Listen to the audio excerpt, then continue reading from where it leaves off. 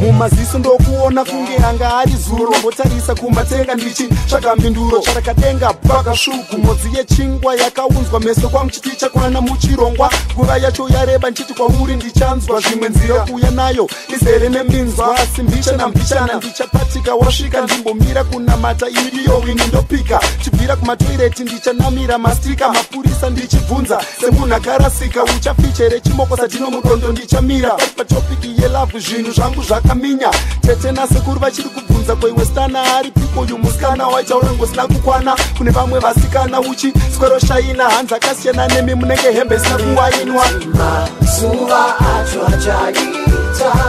iwewe usipo nurwadzi wangu moyo nikafunga iwe mazuva acho achaita iwewe usipo nurwadzi wangu moyo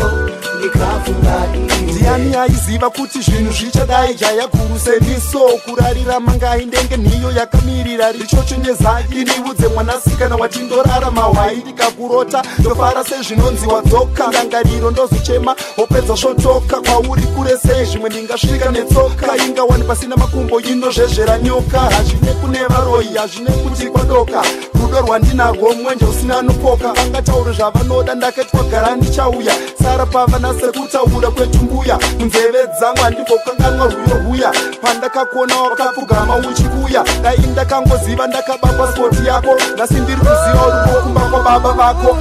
mazuva acho achaita iwewe usipo nurwadzi wangu moyo ndikafunga iwe mazuva acho achaita iwewe usipo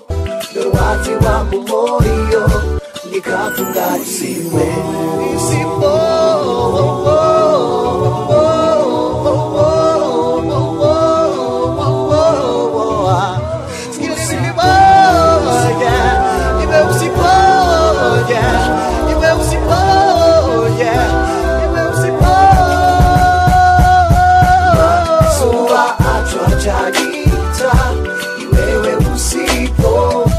nurwadzi wangu moyo nikafunga iwe mazuva acho achaita iwewe usipo nurwadzi wangu moyo nikafunga iwe mazuva acho achaita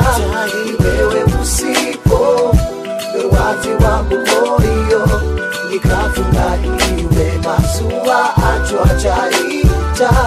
iwewe usipo nurwadzi wangu moyo nikafunga iwe Sha, baby, do last message and see my phone here. Look at your phone here and you're never there. I'm sorry, Sha, nigga garage right so it's going to get back computer, email, what munasipo, and gonna uda na munachipembe Sha. Ndabone kuita Sha. Kwa sababu kama ngwana ndongo gara iko kwa zako.